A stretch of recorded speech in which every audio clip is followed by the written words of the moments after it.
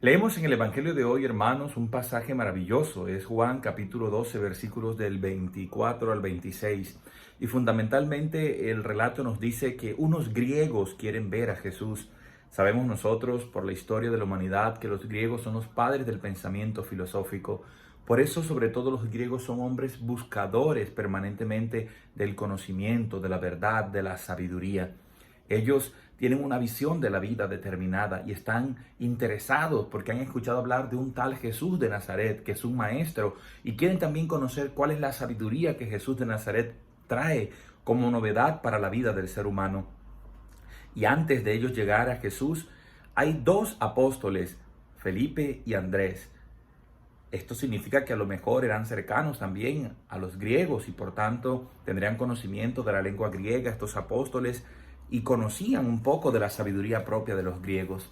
Pero la sabiduría para un judío no es solamente la búsqueda de conocimiento y el cúmulo de grandes enseñanzas, sino ser fiel al mandamiento que Dios ha dado a Israel. Ahora, estos discípulos de Jesús están justo en la mitad, entre los griegos y Jesús.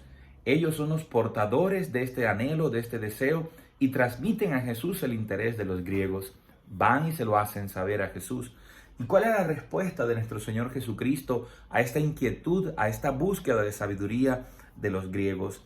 Es una respuesta completamente novedosa y que rompe los esquemas tradicionales de la lógica humana, del intelecto y de la sabiduría de los hombres, de la filosofía griega y la filosofía natural que el ser humano busca. ¿Cuál es esa lógica de Dios? ¿Cuál es esa sabiduría de Jesús?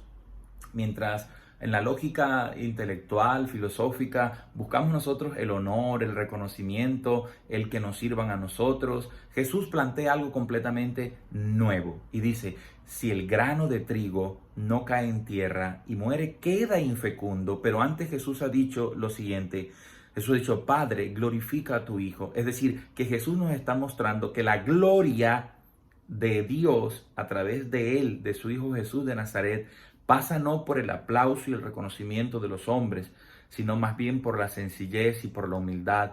El grano de trigo tiene que morir para dar fruto. También todo aquel que se llame seguidor de Jesucristo debe renunciar a los honores, a buscar los primeros puestos, a ir por la vida pisoteando a los demás. La lógica de Jesús es la lógica del amor y del servicio.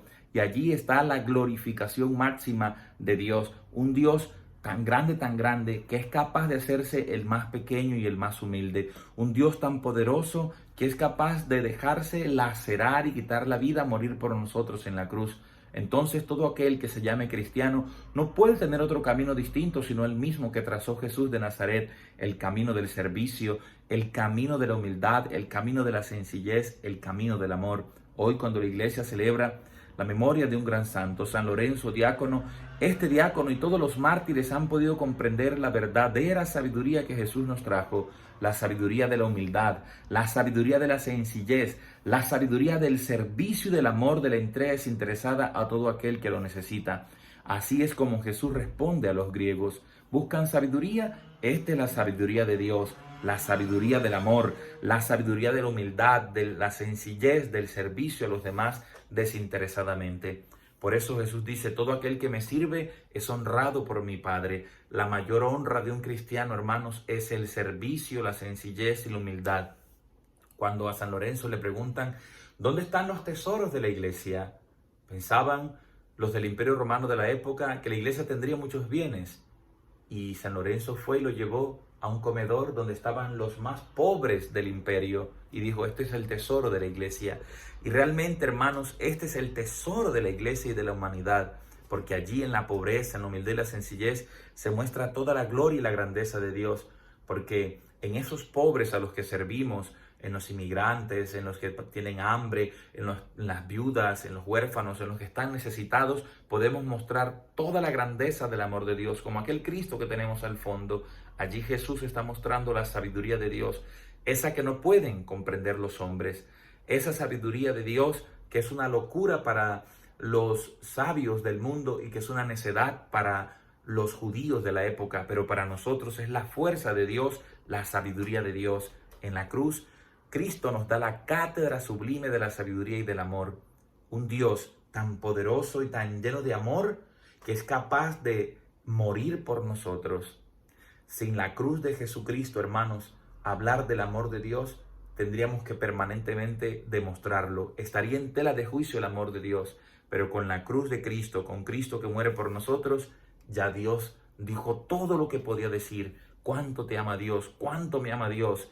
Me ama tanto, tanto, tanto que entregó a su Hijo único para ser Salvador del mundo, para que todo aquel que cree en Él no perezca, sino que tenga vida eterna. Juanca Mendoza, recuerda, con Él, con Cristo, la vida es mucho más sabrosa. Besos para todos y abrazos. Les deseo un feliz día desde este bellísimo lugar en la ciudad de Cieza, en la región de Murcia, en España, donde me encuentro pasando unas cortas vacaciones. Chao, chao.